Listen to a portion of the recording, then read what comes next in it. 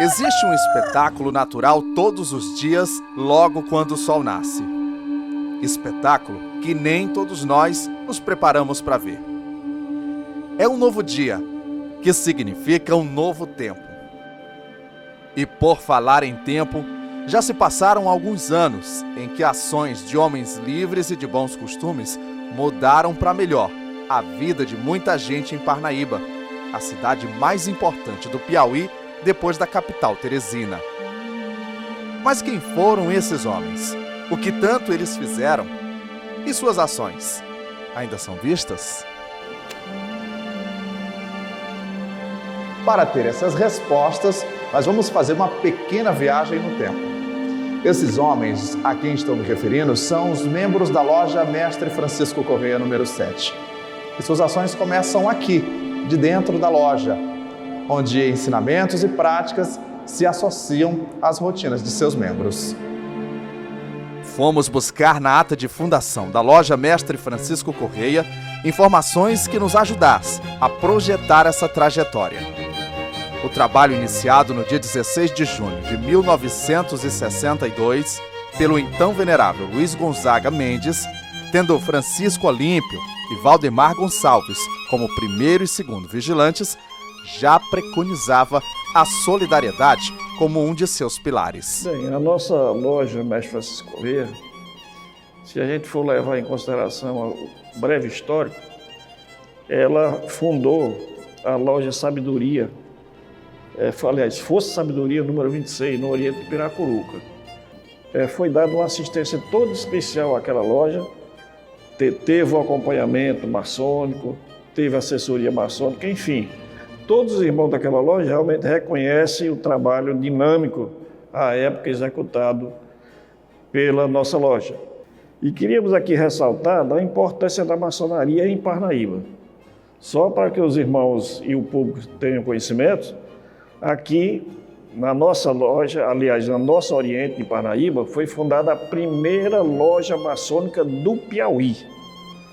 Essa loja tinha o nome de Independência, e cujo venerável mestre era o irmão Simplício Dias da Silva, que à época residia em Parnaíba, era um irmão que tinha bastante recursos, era considerado a sexta riqueza do Brasil naquela época, e ele procurava incessantemente lutar pela abolição da escravatura e também pela independência do Brasil. E como tal, logo após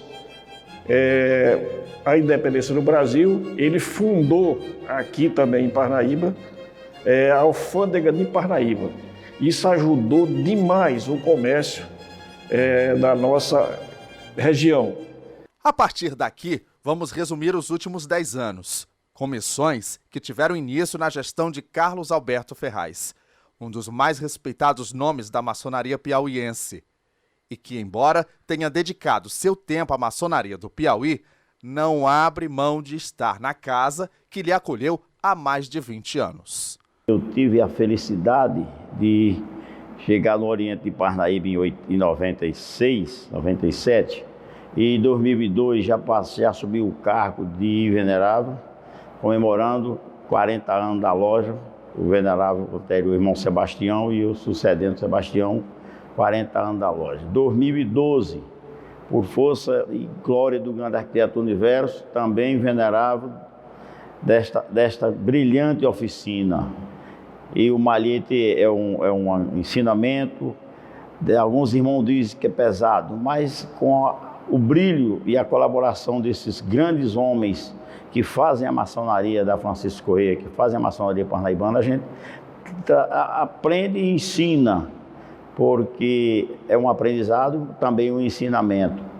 Ao abrir as portas do templo sagrado, onde participam das reuniões ritualísticas, esses homens contam os motivos pelos quais acreditam que o mundo pode ser melhor para todos. É nisso que o Vicente acredita. Nos últimos 10 anos, ele foi um dos que ocupou o cargo de venerável mestre, experiência que marcou sua vida. A maçonaria não tem muito o que... É só você seguir o que nosso livrinho manda. Nós temos tudo ali ao seu alcance. Cada um interpreta de maneira diferente. Então, ele é muito interpretativo. Você aprende, ninguém aprende igual. Cada um aprende de uma maneira diferente. Por isso é que é bonita a maçonaria. Em 2014, foi a vez de Denis assumir o cargo, que muda de titular a cada 2 anos.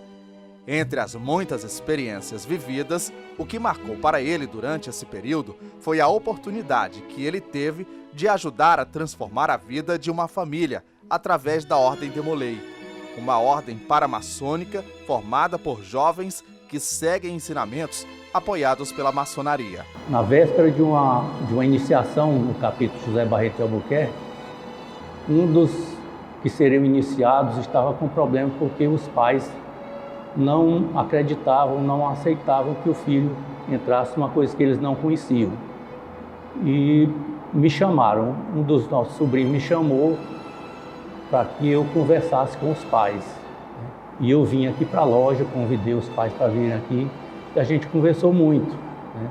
Tirei muitas dúvidas deles e convidei-os para conhecer o templo onde os meninos se reúnem, mostrando que eles não se reúnem sozinhos, sempre tem pelo menos um maçom ao lado deles, sempre.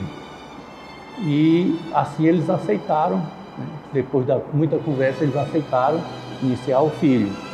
E alguns meses depois, eu vim participar de uma sessão aberta do capítulo e ao final da sessão, a mãe desse garoto levantou e pediu para dar um depoimento, né? E ela falou, me agradeceu pelo que eu tinha feito por ela, pelo marido, pelo filho, né, e ter esclarecido as dúvidas, né, e me agradeceu publicamente, né, dizendo que o filho já era um bom menino, um bom filho, um bom aluno, mas depois que ele iniciou na Ordem Demolei, ele tinha melhorado mais ainda. Mas esse depoimento não seria possível sem a dedicação dos próprios Demoleis do capítulo José Barreto de Albuquerque. Nome dado em homenagem a um dos veneráveis da loja. O capítulo completou 20 anos em agosto deste ano e segue sendo um marco na vida desses jovens, que assim como o Ian, vivem experiências transformadoras. Desde que eu tive o convite para iniciar na Ordem Demolei, eu sempre associei muito a maçonaria à loja Mestre Francisco Corrêa, né? Hoje eu já tenho a idade de 21 anos, né? Fiz no começo do mês, mas só saio do cargo e me torno realmente um sênior Demolei em janeiro, quando eu entrego o cargo, né? Que estou aí pela 3ª vez. E eu acho que é o fim de uma grande etapa, que foi por longos 6 anos aí, e a gente inicia uma outra etapa. A gente começa a passar todo o nosso conhecimento. O tempo como ativo é a gente passar todo esse conhecimento que a gente tem, toda essa experiência que a gente tem durante esse período que a gente está junto trabalhando. E a partir do momento que a gente completa os 21 anos, a gente começa agora a auxiliar e aconselhar e relembrar tudo que fizemos no período em que éramos iguais àqueles que a gente está vendo agora. E o Ian está pronto? Não, de fato não. Nem o pingo pronto. Eu estou tentando não pensar nisso.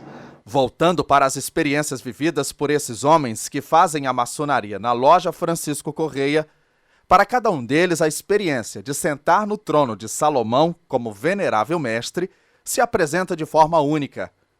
O Antônio Pereira, por exemplo, ocupou o cargo pelo menos 2 vezes nos últimos 10 anos. E em cada uma dessas vezes foram vividas experiências distintas. De início, tive dificuldade de aceitar o cargo, achando que não estava preparado, que não era o tempo, né, de assumir tão grande responsabilidade. Mas quando se trabalha numa oficina ladeada de homens capacitados, isso se torna fácil. E eu não tive mais como dizer não ao chamamento da minha loja para assumir o malete da sabedoria, que é um cargo, é um misto de emoção com um pouco de preocupação, não deixa de ser pela responsabilidade que você tem de conduzir uma oficina. Muito preocupado em ter capacidade de dar continuidade ao ensinamento que essa oficina sempre prega aos seus irmãos, né? Quando os 2 anos da gestão de Antônio Pereira se passaram, foi a vez de José Gotardo assumir a gestão da loja. A gestão dele foi marcada por essa integração dos maçons daqui com os maçons de todo o Brasil. Foi também na gestão dele que um brilhante maçom se filiou nessa loja. Francisco Arnaldo tinha uma boa aceitação entre os irmãos e mal sabia que seria o próximo venerável da Francisco Correia. Mas veio a pandemia da Covid-19. Arnaldo foi uma das vítimas da doença e sua gestão, que mal havia começado, teve que parar. Sua morte, infelizmente, por motivo de força maior, teve que reconduzir Totônio para o cargo de venerável, já que ele era o primeiro vigilante da nominata. Pela segunda vez não tinha como dizer não, já com um pouco mais de experiência, né? Voltei, assumi o malete e eu relembro bem que estava uma dificuldade muito grande que a gente não podia se reunir em loja, né? Pois é, o que essa pandemia ensinou para você? Ela ensinou que é possível, com organização e apoio dos irmãos e um planejamento mínimo, se realizar um trabalho possível de dar continuidade, né? Foi as nossas reuniões lives, que foi possível manter a loja de coluna em pé, cumprindo rigorosamente as suas obrigações financeiras e até filosóficas, e motivando os irmãos para, quando uma possível reabertura, a gente não ter perdido tanto contato com a família maçônica, né? E como resultado desse trabalho, Tiago, eu me orgulho hoje de a gente ter encaminhado a renovação da Francisco Correia com uma administração nova, brilhante, e já estamos colhendo os belos frutos. Haja visto as atividades que nós já realizamos só nesse ano, com uma diretoria totalmente nova, renovada, empolgada, dedicada aos trabalhos, que nós já estamos colhendo os frutos com muito louvor, comemorando 60 anos de fundação dessa augusta e respeitada loja, com toda a pompa, sendo liderado esse trabalho pelo nosso irmão Cari e toda a sua diretoria e todos os irmãos da loja. Superando um dos momentos mais desafiadores da história, a loja Mestre Francisco Correia mergulha em uma onda de renovação em todos os sentidos e conduz um Demolay sênior para dirigir os trabalhos nos 60 anos da loja. Cairon Ferraz é mestre maçom da nova geração de membros da loja. E esse fascínio pela maçonaria surgiu quando ele via o pai, Carlos Alberto, que mostramos lá no início, se preparar para as reuniões. Essa trajetória vem de ver meu pai ir para a maçonaria. Então, acompanho desde de pequeno e no momento de ir estudar fora, tive a oportunidade de, em outro estado, iniciar na família maçônica como Demolay, muito por essa interferência do meu pai. E aí fui Demolay em outro estado e retornando a Parnaíba, depois de 10 anos de estudos fora, tive esse prazer de ser acolhido aqui pelo capítulo José Barreto de Albuquerque e de pouco tempo também ingressar na maçonaria. São 11 anos de maçonaria, a loja Mestre Francisco Correia, iniciado. E ao longo desse período aí que se confunde também esses 11 anos de maçonaria, justamente agora com 10 anos de loja Mestre Francisco Correia. Na festa dos 50 anos eu era aprendiz, recém-iniciado. Meu pai, Carlos Alberto, era venerável e temos esse marco histórico, um venerável iniciar seu filho. Então isso é simbólico, é sensível, é emocionante. E a gente vem galgando aí, trabalhando em loja, trabalhando pela loja Mestre Francisco Correia, pelos obreiros, pela família maçônica, e tendo esse entendimento que maçonaria é crescimento, é família, é amor e é se trabalhar. Ao lado do jovem mestre, a presidente do Clube das Luvas Brancas, Joelma Linhares, coordena com as demais esposas de maçons um trabalho filantrópico que atende famílias carentes com as mais diferentes necessidades. Um trabalho que a maçonaria faz questão de manter em plena atividade.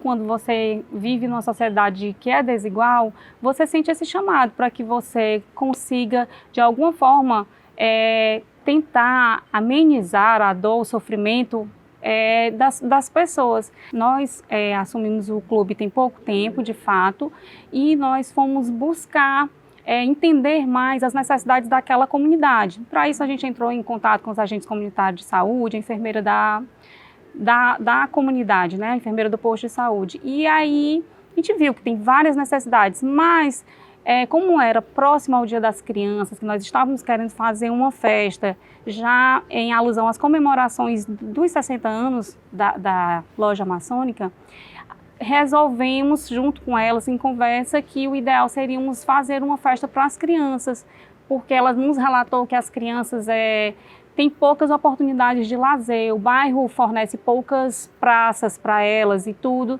então que seria interessante fazer isso. E foi maravilhoso, sim, foi incrível. Quando o reconhecimento desse trabalho, além de vir dos que mais precisam dele, vem também de gente que dedicou sua vida pela causa coletiva, o sentimento de dever cumprido aumenta. Nas palavras de um dos mais experientes homens da loja Francisco Correia, sem o trabalho dessas mulheres, seria impossível fazer maçonaria de forma mais humana. Mas uma coisa importante que até hoje eu me orgulho foi a fundação do Clube das Viúvas Brancas. Realmente é um baluarte, é uma coluna que a Francisco Correia conta para todos os momentos. Nos momentos de alegria, nos momentos de tristeza. Realmente o Clube das Viúvas Brancas deve merecer a maior consideração de minha parte e da parte de todos os irmãos da loja. E nada paga o sentimento de orgulho quando, atrás de um gesto de doação, o sorriso de crianças e adultos se apresentam como resposta. A maçonaria feita por advogados, empresários, militares, jornalistas, professores, artistas e tantos outros profissionais está em todos os cantos e se orgulha de ter membros tão obstinados com o bem comum. Eu vou estar sempre nos bastidores, querendo fazer, querendo somar, querendo ajudar, contribuindo. E dos bastidores, batendo palma, porque é assim que a gente faz e é assim que a gente constrói a maçonaria. Eu aconselho a todos os irmãos, os neófitos e todos aqueles que aqui cultivam o seu trabalho de espiritualidade, que procurem justamente se desenvolver o seu ser interior, ele crescer, ele progredir. Ele justamente isto é uma busca constante pelo aperfeiçoamento. E essa busca constante pelo aperfeiçoamento nos leva justamente à união fraternal. Circula o tronco onde mãos são mergulhadas.